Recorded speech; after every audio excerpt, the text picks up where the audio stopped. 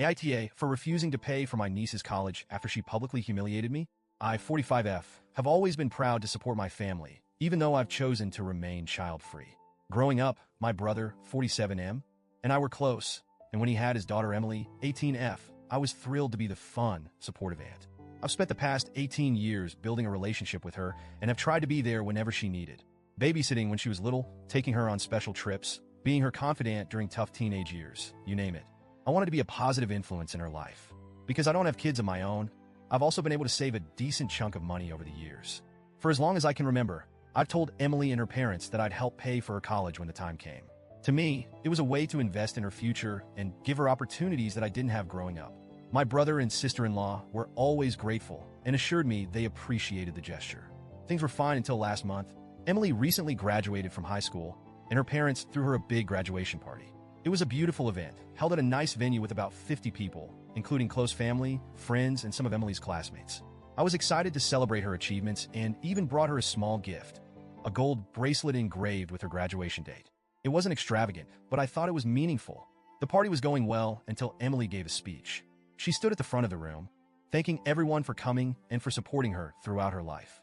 She thanked her parents for their love and sacrifices, her grandparents for always cheering her on, her friends for making high school memorable, and then she got to me.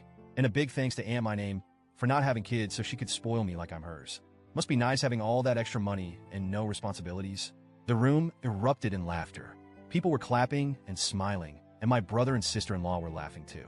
Meanwhile, I was sitting there frozen. My face felt hot, my heart was pounding, and I didn't know how to react. I managed a weak smile, but inside, I was devastated. Her words weren't just a joke to me. They felt dismissive and humiliating. It felt like she reduced all the love and effort I've poured into our relationship to nothing more than a punchline about my life choices. After the party, I pulled Emily aside to talk. I told her that her comment hurt me deeply and that it felt disrespectful. She rolled her eyes and said, "Oh, come on, it was just a joke. Lighten up." When I pushed further, saying it wasn't funny to make fun of someone's life choices, especially in front of a crowd, she sighed and said, "You're overreacting." Everyone thought it was funny. I later brought it up with my brother, thinking he'd understand and back me up. Instead, he brushed it off, saying, "Teenagers can be dumb. Don't take it personally." When I told him I expected an apology from Emily, he said, "She didn't mean any harm. Don't ruin a happy day over one harmless joke." I went home that night feeling angry, hurt, and unappreciated. Over the next few weeks, I replayed the scene in my head over and over. Every time I thought about the laughter and the way Emily dismissed my feelings, it made my blood boil. I've sacrificed so much over the years to save money for her college, cutting back on vacations, skipping luxuries, working overtime. I did all of it because I wanted to help her succeed.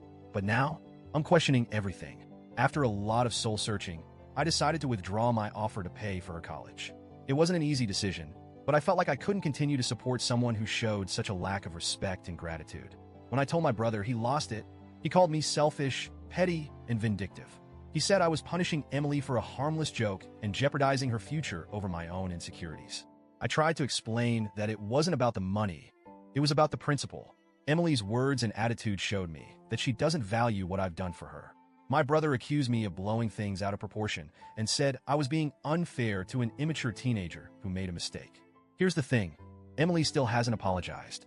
Not a text, not a phone call, nothing. She's acted like everything is fine, and that hurts even more. If she had shown even a little remorse, I might have reconsidered. But her refusal to acknowledge how her words affected me feels like a slap in the face. Now the whole family is involved. My parents think I'm overreacting and that I should be the bigger person.